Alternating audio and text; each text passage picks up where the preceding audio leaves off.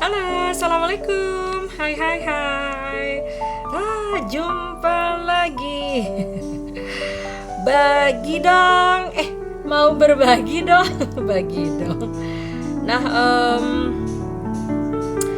tempo hari mendukung sebuah TV lokal yang memang mengusung tentang parenting.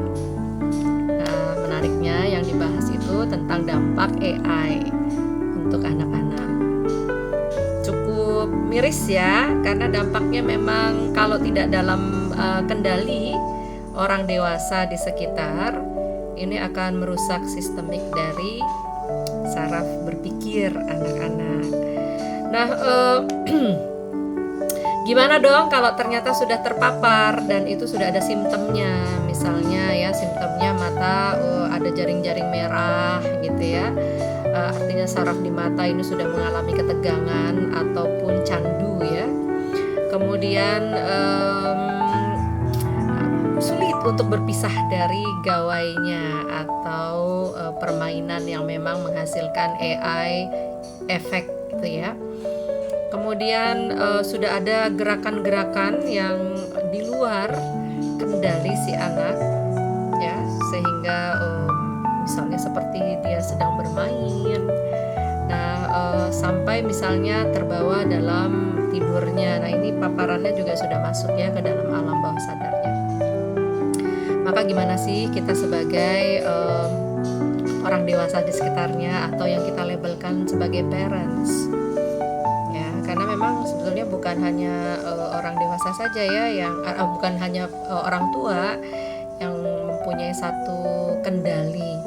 Namun demikian orang dewasa di sekitarnya ini juga bisa sangat-sangat membantu ketika memang ada edukasinya. Utamanya sudah terpapar, janganlah dimarahi lagi.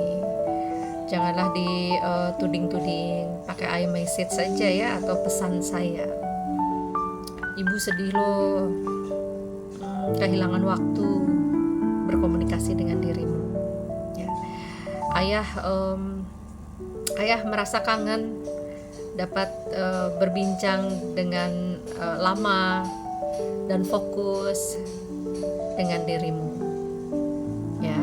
Dikomparasi kita langsung menuding ya, gara-gara handphone, gara-gara game kamu jadi seperti ini ya. Sementara games itu atau handphone itu sudah menjadi candu atau sudah seperti bestie ya. Algoritmanya kan luar biasa ya rekan-rekan. Dia punya warna, dia punya suara yang kadang-kadang kalau dalam kondisi yang tegang ya, kejar targetnya untuk goals pencapaian itu juga suara lagunya berbeda ya. Kemudian kalau reward gitu ada yang bunyi-bunyian yang menandakan satu apresiasi ya, namanya reward gitu. Nah ini artificial intelligence ini kan absorbnya atau dorongannya ini kan dari psikolog ya, dari psikologi perilaku manusia. Jadi dia sudah attach ke situ juga.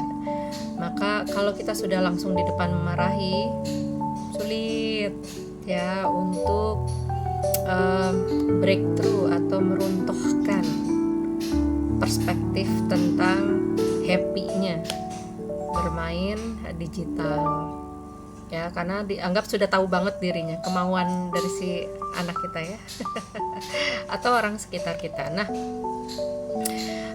ada satu terapi peluk ya yang ini cukup, kalau buat saya sangat menganjurkan ketika anak kita sudah mengalami fase yang cukup mengkhawatirkan. Dia perlu bahasa cinta, penerimaan lagi terhadap dirinya, dia mengenali lagi ya siapa dirinya dan siapa lingkungannya, apakah saya diterima atau enggak, yaitu dengan bahasa cinta. Gimana dong kalau nggak tahu, kan anaknya udah terlanjur diem, udah kebacut gitu ya. Pakai yang universe pelukan. Kalau dari teorinya Virginia Satir ya, 4 kali pelukan per hari ini sudah untuk ini ya, untuk bisa dikatakan membantu dalam bertahannya hidup gitu ya. Kemudian 8 pelukan sehari ya, itu untuk pemeliharaan. Ya, kalau misalnya ada kekecewaan gitu ya, maka kita perlu lebih sering 8 pelukan per hari.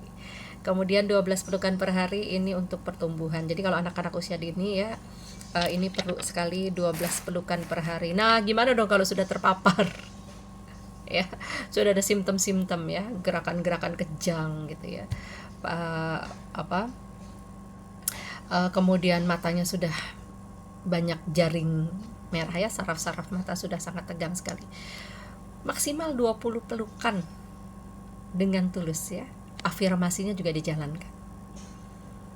Banyak banget 20 pelukan, ketemu sama anaknya aja jarang atau sulit kalau anaknya mau dipeluk. Bunda Yahanda, yuk kita sebagai parents don't give up. Kita yang harus mau ya, walaupun nanti ada penolakan dari anak, gak apa-apa, itu prosesnya. Kan memang sudah ada gap ya, kita perlu mencairkan, ada ice breakingnya. Jadi lakukan dengan tulus. Kehadiran anak ini kan ingin untuk diterima dan dicintai. Jadi silakan untuk dipeluk. Dan 20 itu bukan pada 1 gitu ya, kemudian 2 gitu ya. Ketika kita memeluk, kemudian kita menatap dan memeluk lagi, itu udah 2 kali hitungan. Atau kita memeluk kemudian kita mengusap, kemudian kita mengusap dadanya, punggungnya ya, kemudian kita menatap dan memeluk lagi ya. Himpitan atau bukan himpitan apa ya namanya ya, proses body ketemu body gitu ya, itu bisa beberapa kali terjadi di situ. Jadi bukan berarti peluk 1 kemudian lepas, jalan lagi peluk lagi gitu ya. Itu bisa terjadi kok, dalam 1 kali pelukan itu terjadi beberapa multiplier multiplier ya dalam pelukan itu sendiri. Apalagi kalau misalkan ditambahkan afirmasi. Nah, I love you so much. Ibu sayang sekali dengan dirimu. Please come back to me. You can do it. Aku di sini mendukung kamu. Apa yang perlu kamu bantu? Ya. Namun demikian, Bunda Yahanda, cari dulu grand why-nya. Why you have to do that? Bukan semata anak harus menuruti apa yang kita sampaikan, tapi karena cinta kita kepada anak. Kalau kita nggak pakai itu, maka yang terjadi adalah direction. Kita atas mau kita, tapi anak tidak menerima itu atau tidak mendapatkan resonansi itu. Yang didapat hanya saya ingin dipengaruhi. Nah, ini yang perlu kita hati-hati. Praktek terapi pelukan ini merupakan bahasa cinta yang universal, dan ini bisa dipahami oleh anak ketika kita sebagai orang tuanya tulus untuk memberikan pelukan tersebut. Ya, don't give up. Yuk, mari kita kembalikan anak kita kepada cinta kita dan cintanya kepada kita. Assalamualaikum warahmatullahi wabarakatuh. Kita ketemu lagi lain waktu.